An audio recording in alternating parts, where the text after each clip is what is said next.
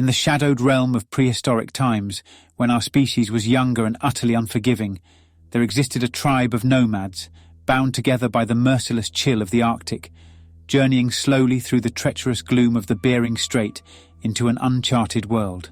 Like other ancient tribes, this one would have been swallowed up by the night of prehistory and left not a trace. It would be a better world if it had done. Sadly, among the nomads of this particular ancient tribe, there was a young woman whom nature had set apart with both arresting beauty and a peculiar madness that compelled her to a never-ending pirouette. Her lithe form twirled like a dervish at every step. Sometimes she danced with a wild abandon, sometimes her dance was stealthy and silent, but always her eyes gleamed with directionless energy that captivated and terrified her tribesmen. She could endure the harshest conditions and pass through the most impassable barriers, with an ethereal grace and uncanny resilience, and always dancing. The tribeswomen said that her father had been a demon. As the tribe ventured further out of the frozen wilderness, their path led them to a narrow and treacherous passage on the ice bridge that stretched into a dark and unforgiving expanse. Fear gripped the hearts of the nomads, for they believed that the mad girl's constant pirouetting would weaken the ice and cause it to shatter beneath their feet. The men gathered around a fire in a hushed council, debating the fate of the enigmatic dancer. "We cannot risk our lives for her madness," declared the tribe's leader, a strong, imposing, and superstitious man. "She is the daughter of a demon, and the demons that inhabit the blackness under our feet will come up for her, and we will all be taken." Tears streamed down her face as the mad girl overheard their whispered deliberations. If she did not follow her tribe across the perilous ice, she would die that very night, or perhaps the next, mauled by a short-faced bear, or run through by a saber-toothed cat. She would lead the way then. With manic energy, she ventured onto the fragile expanse, her pirouette never ceasing. The ice creaked beneath her feet, a mournful symphony that echoed her madness. The other nomads watched in horror as cracks began to spiderweb outwards from beneath her. The leader, driven by fear that the road ahead would be closed to them, made a desperate decision. He took thick, coarse vines and bound the girl, leaving her helpless on the icy precipice. In the morning, the tribe continued their journey, leaving the dancer behind to meet her fate alone. As the wind howled and the nomads disappeared into the distant horizon, Ilara's eyes never wavered.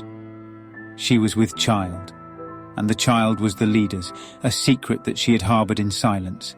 He had already cast her aside, for he had fallen for another woman in the tribe. But as he reinforced her knots, giving the ropes one last forceful tug before departing, he noticed something perplexing. The girl's furs and leathers, which once clothed her body, now hung empty, devoid of their inhabitant. What now lay on the ground was an empty roll of furs bound in vines. Panic surged within him as he realized that the dancer was nowhere to be seen. It was as though she had vanished into thin air. A shiver of dread crept down his spine. Had demons taken her? He wrapped his loins in her furs to conceal them and returned to his tribe.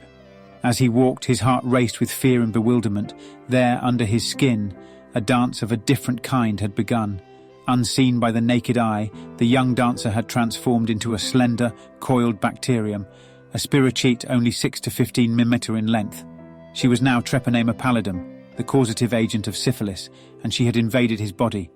Some 30 millennia later, she would only be observed under the piercing gaze of dark-field microscopy, hidden from view in the body's intricate network of cells. Arik felt an inexplicable sensation of unease, a subtle but undeniable change within himself.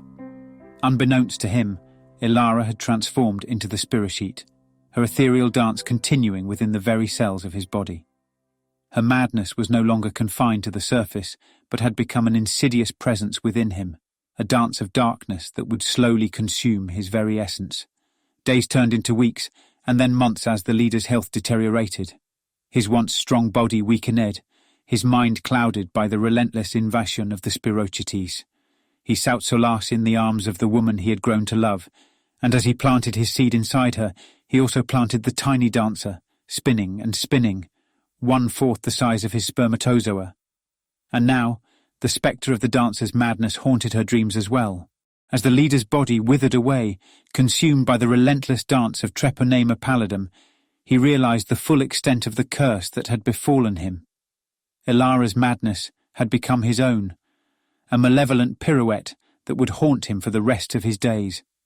And so, in the dark, unforgiving wilderness of the Bering Strait, inhabited by the most improbable Ice Age animals, nomads and demons, the boundaries between madness and reality blurred as the enigmatic dancer danced on, hidden within the very heart of the man who had forsaken her. In the bleak and unforgiving winter of 1495, amid the chaos of Naples, a Spanish mercenary heeded the call of wine, women, and war. Two members of this trio weaved such a nightmarishly attractive web, he couldn't help himself, and barely sought to extricate himself from the wine and women long enough to prosecute the war. The longer he spent in the web, the drunker he got, the more adulterous he became, until he was finally syphilitic, in the primary stage. The soldier was a fairly cheap pawn in the service of King Charles VIII of France, a monarch who sought to lay claim to a hot and disordered land. But it was not the heat, the poor wages, nor the clash of steel against steel that haunted the mercenary. It was the insidious grip of a disease that had taken root where every man fears most. It was a wet winter day, and the wind blew a cold drizzle into the mercenary's face. He sat still as a stone upon an etched stone, and upon his own stony countenance sat the grim mantle of a silent tormentor. The soldier's name would probably be forgotten in the annals of history, but his tormentor is with us still. Perhaps you have even encountered her yourself, dear listener, and been cured with 2.4 million units of penicillin G. But there was no penicillin G for this Spanish mercenary back in 1495, when he acquired a beguiling, though mature, new mistress. She was a Neapolitan beauty whose forbidden charms he, as a married man, should have courteously declined. The spirochetes in her vaginal secretions utilized their spiral structure and rotational motion to drill into his mucosal tissues. During that fateful encounter, and many subsequent encounters, the spirochetes of treponema pallidum incubated within him, slowly unleashing their malevolent dance. After 3 weeks of incubation, they erupted in a chancre, as nearby Vesuvius would erupt upon the Bay of Naples some 5 years later. The initial symptoms had manifested with an unsettling cruelty. A solitary sore, the dreaded chancre, had marred his manhood and forced him into an embarrassed celibacy. Although painless, it was an unsightly wound that festered, weeping a sinister fluid that ate away at his spirit like a malevolent spectre. Upon his stone, with his trousers around his knees, he slowly shook his statuesque head at the grotesque testament to his indiscretions between his legs, where swollen inguinal lymph nodes were palpable like malignant marbles. The chancre's indurated borders and red base rose up and recalled to our hero the nearby volcano, upon which he now fixed his sore eyes and shivered. Each night, as the bitter winter winds howled outside his desolate tent, the mercenary's feverish dreams took hold.